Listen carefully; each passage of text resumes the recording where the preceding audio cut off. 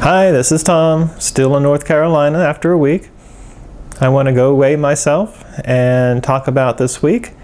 And for this week's topic, I want to go over an internet news article that I saw about losing weight and what their findings were and see how that relates to what I'm talking about. So let's go do that.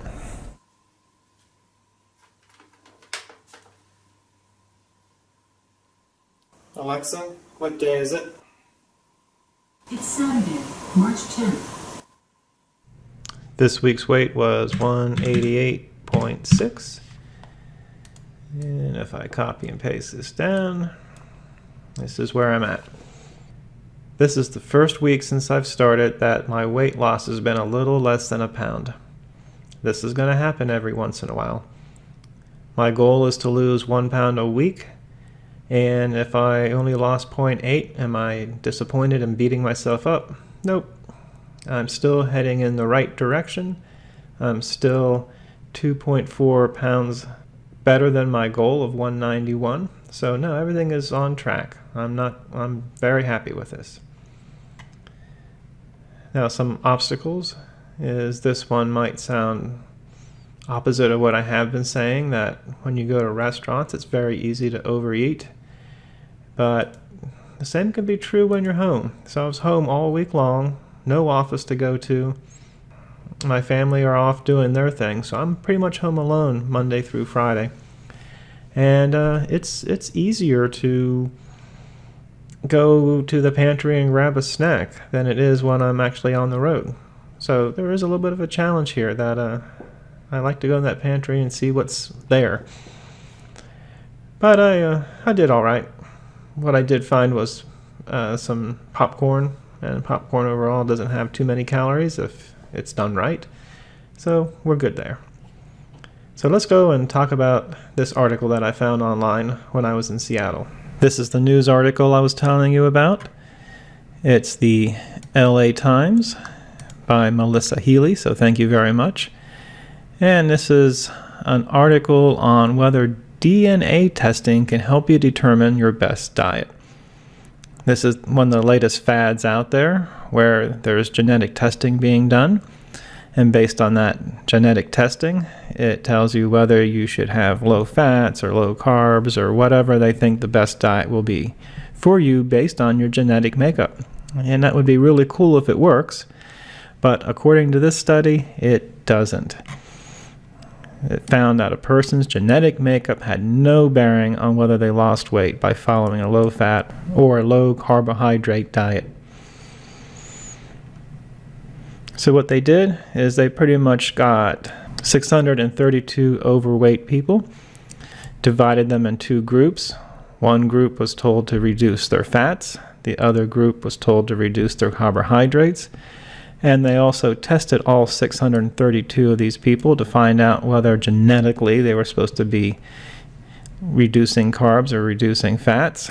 And when everything was said and done, there was no correlation to what the genetic testing said and whether they lost weight or not. Now here's what I found most interesting. Once the dieting got underway, they learned and practiced the fundamentals of reducing either fats or carbs in their diet, and had as many as 22 small group meetings led by coaches who encouraged to avoid unhealthy pitfalls of each diet, like eating a whole bunch of bacon if you're on the low carb diet, or eating fat-free brownies if you're on the low fat diet. Participants in each group were instructed to find the lowest level of low carb or low fat eating that they could sustain indefinitely. This is exactly what I've been preaching. You do not make any changes to your diet unless you can answer the question, I want to do this for the rest of my life. And then they were encouraged to prepare foods at home whenever possible, maximize vegetable intake, which low calories, minimize the consumption of processed food, and made with added sugars, refined flours, and trans fat. And then they were told not to keep track of calories. Well, guess what? You tell them not to eat a whole bunch of high calorie stuff, and you tell them to eat a whole bunch of low calorie stuff, and you lose weight. This is exactly what I've been saying. So at the end, 305 people on the low-fat diet lost about 11.5 pounds, and the 304 on the low-carb diet lost 13 pounds. And this is at the end of 1 year. And none of the genetic testing proved to be a good predictor of success or not. But they came up with some other conclusions, and this is what I want to focus on too. We found so much psychological and emotional trauma in a subset of participants. This is issues from childhood scars, broken marriages, and stress. Food was a comfort. These people actually gained some weight during this test. And then on the other end, some people lost up to 40 or 60 pounds. This is the trouble with a whole bunch of studies, is you have to rely on people telling you exactly what they're doing because we don't monitor them. So how can you gain weight if you're reducing calories? These people were not sticking to the diet. Because the calorie tracking is only working for a subset of folks. Most people start logging and tracking and finally say, this sucks, I'm not doing this anymore. I completely agree with this. You do not want to count calories. You definitely just want to reduce them naturally because you have knowledge of what not to do and knowledge of what to do, and it'll all work itself out. And finally, we have this statement: we really have got to find other ways to change people's diets. We don't need one solution, we need dozens of solutions. And I'm not quite sure how this Dr. Gardner figured this out, because to me it was one solution. You reduce the calories and these people lost weight.